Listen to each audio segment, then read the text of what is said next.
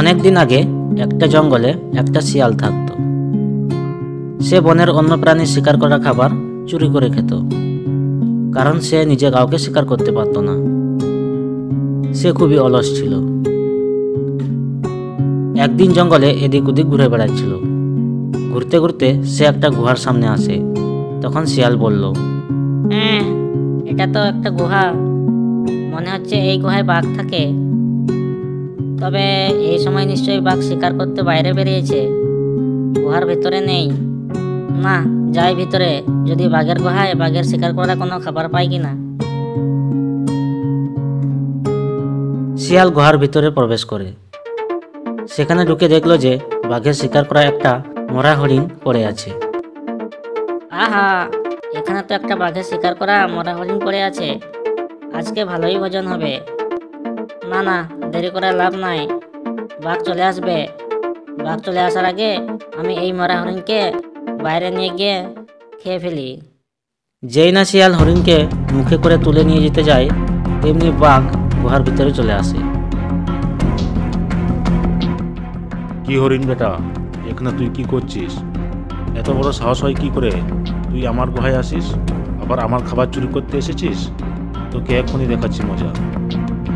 যেই না বাঘ শিয়ালকে ধরতে যায়, তেমনি শিয়াল ছুটে পালাতে লাগে।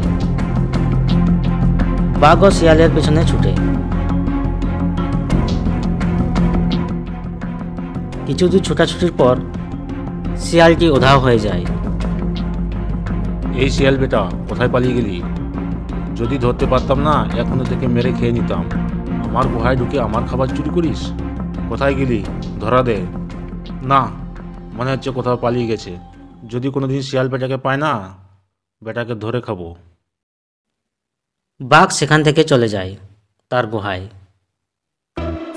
এদিকে একটা ঝোপ থেকে শিয়াল বেরিয়ে আসে। কি বাঁচানো বেঁচে গেলাম। যদি একবার ধরা পড়তাম তাহলে আমি এখানেই শেষ হয়ে যেতাম। কি ভাগ্য না আমার। না, যাই অন্য কোথাও খাবার চুরি করতে। শিয়াল চলে যেতে লাগে অন্য কোথাও খাবারের খোঁজে।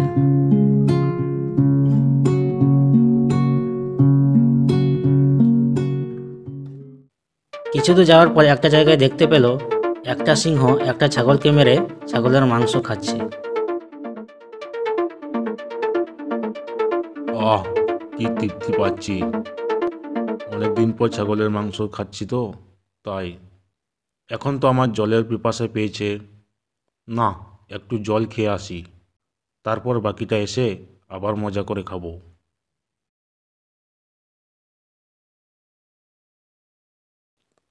এদিকে শিয়াল সবকিছু দেখছিল।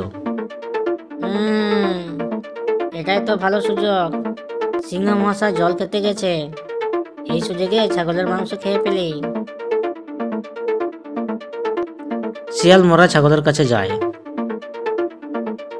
আর সেখানে গিয়ে ছাগলের মাংস খেতে লাগে। যখন শিয়াল ছাগলের মাংস খাচ্ছিল, কিছুক্ষণের মধ্যে সিংহ চলে আসে। কি শিয়াল, আমার মাংস খাস? দাঁড়া, তোকে দেখাচ্ছি। সিংহ শিয়ালকে তাড়া করতে লাগে। এদিকে শিয়ালও ছুটতে থাকে, তার পেছনে পেছনে সিংহও ছুটে শিয়ালকে ধরার জন্য। কিছুক্ষণ পর শিয়াল উধাও হয়ে যায়। শিয়াল বেটা কোথায় চলে গেল? আমার মাংসে মুখ দেয়, এত বড় সাহস! আমি তাকে ছাড়বো না। তবে শিয়ালকে এখন কোথাও দেখতে পাচ্ছি না। না, মনে হচ্ছে পালিয়ে গেছে। আজকে ফিরে যাই, যদি কোনো দিন পাই না তাহলে বেটাকে ধরে মেরে খেয়ে নেব। না, যাই। এদিকে শিয়াল আগের বারের মতনই একটা ঝোপ থেকে হাঁপাতে হাঁপাতে বেরিয়ে আসে। এবারেও কি বাঁচানো বেঁচে গেলাম। যদি ধরা পড়তাম তাহলে আমি শেষ। তবে চুরি করে মাংস খাওয়া মজাই আলাদা। না না, যাই আবার অন্য কোথাও।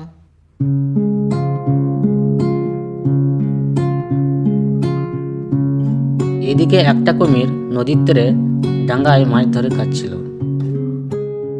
আহ, অনেক মাছ খাওয়া হলো, এখন একটু ঘুমিয়ে নিই। ঘুম থেকে উঠে বাকিগুলো খেয়ে নেব। কুমির ঘুমিয়ে পড়ল। এদিকে শিয়াল আড়াল থেকে সবকিছু দেখছিল। ও, এই ব্যাপার।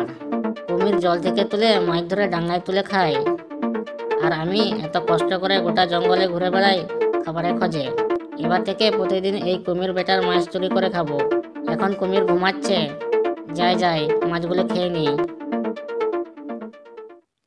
শিয়াল কুমিরের কাছে গিয়ে কুমিরের মাছ খেয়ে নেয়।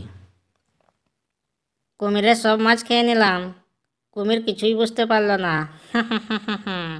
না, এবার যাই আমার গুহায়, আবার কাল আসবো। শিয়াল তার গুহায় চলে যায়। একটু পরে যখন কুমিরের ঘুম ভাঙল, সে দেখল যে তার একটাও মাছ নেই। তখন কুমির বলল, হায় হায়, আমার মাছ গেল কোথায়? কে খেয়ে নিল? কে এমনটা করলো আমার সাথে? আজকে যাই হবার হয়ে গেল, কালকে দেখি কে আমার মাছ চুরি করে।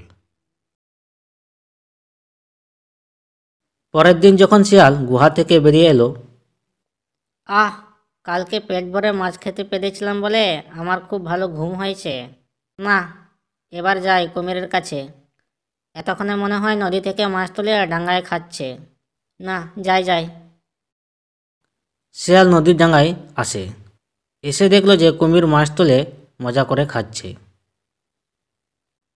অনেক মাছ খাওয়া হলো, এবার একটু ঘুমিয়ে নিই, বাকিগুলো ঘুম থেকে উঠে খাবো।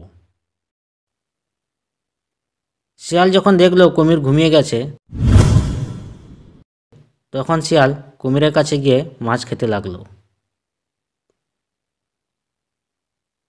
এদিকে কুমির কিন্তু ঘুমায় নাই, সে ঘুমানোর অভিনয় করছিল।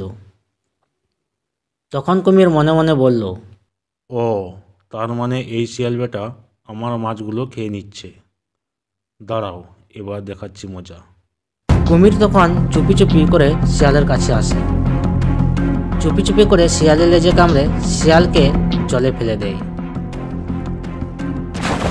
বাঁচাও বাঁচাও কুমির ভাই, আমাকে বাঁচাও, আমি সাঁতার কাটতে পারি না, আমাকে তুমি বাঁচাও।